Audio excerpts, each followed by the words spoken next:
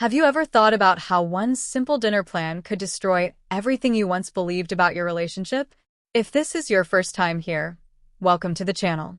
Make sure to subscribe and share the story with someone who might relate. And tell me in the comments where you're watching from. I read every single one. Now, settle in. Because what you're about to hear changes everything. Ethan Maxwell always believed he knew Marissa better than anyone. They'd been married 6 years, surviving through storms together, financial struggles, family tension, career setbacks.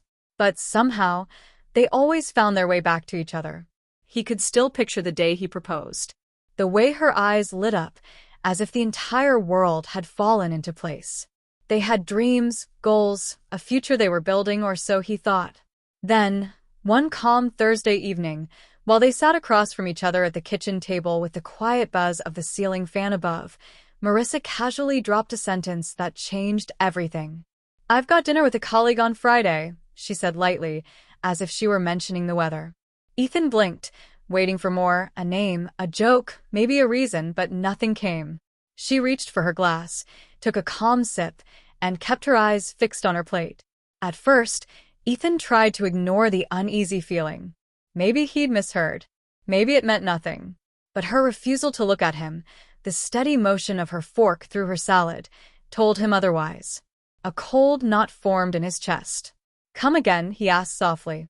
When she finally met his gaze, her face was unreadable, too calm, too controlled. That's when Ethan realized it. She had rehearsed this. "It's just dinner," she said simply, like it was the most innocent thing in the world. "It doesn't change anything." Her tone was measured, detached, like she was reciting lines from a script she didn't quite believe in. Ethan's appetite vanished. Inside, his thoughts screamed, but outside, he stayed calm.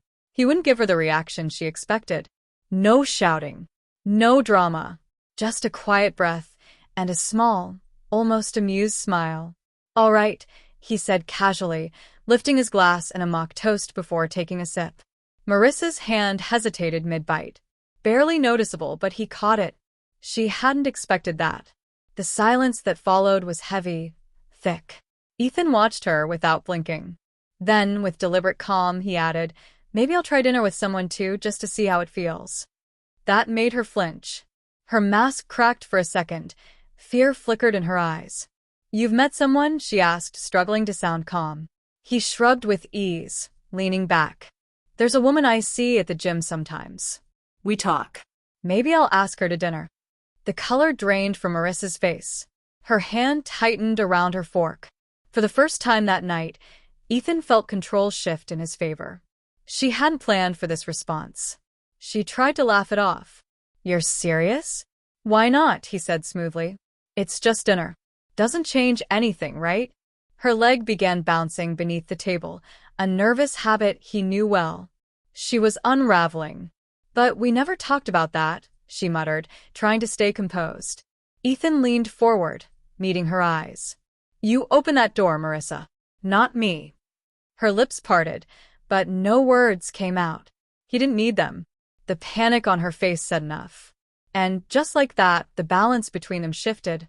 In the days that followed, Ethan stayed calm. He never mentioned her dinner again.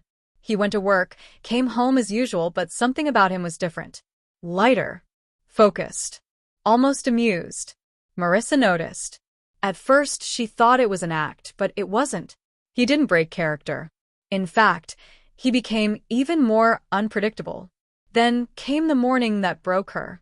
She watched him adjusting his shirt in the mirror, smoothing his collar, fixing his hair with quiet confidence. He glanced at his phone and smiled, that small, knowing smile that haunted her all day. That evening, she couldn't hold it in. While they sat watching TV, she said lightly, "You've been in a good mood lately." Ethan didn't even look at her. "Yeah," he said simply, eyes on the screen. She tried again. "You've been busy." He turned, his expression calm but sharp. "Just managing my time better." Her chest tightened. His words hit like ice. From that moment, she began watching him. Every move, every message, every late-night workout. And on the same Friday, she once called her harmless dinner. Ethan spoke casually over breakfast. I'm heading out tonight.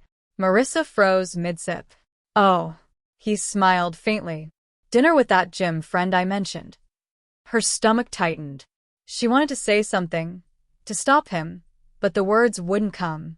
That night, she never even left for her own dinner.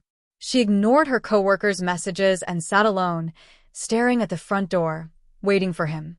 But he didn't return, not until after 3 in the morning. When Ethan finally walked in, calm and collected, Marissa was still on the couch, eyes hollow, heart racing. How is it? She whispered. He took off his jacket and tossed it aside like it was weightless.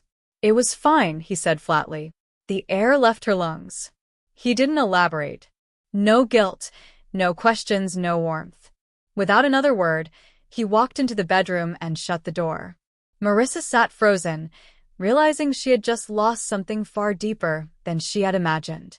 Morning arrived with dread. She stumbled into the kitchen, desperate to speak, to fix it. Ethan was already there, calm, sipping coffee, scrolling through his phone as if nothing had changed. You got in late, she murmured. Yeah, he replied, eyes still on the screen.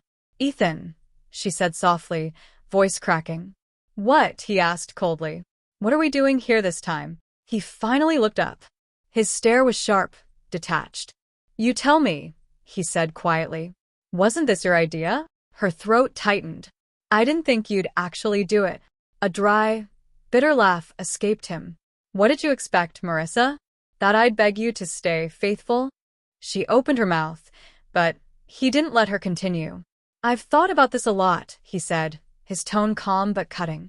What it really means that you even suggested this. Tears filled her eyes.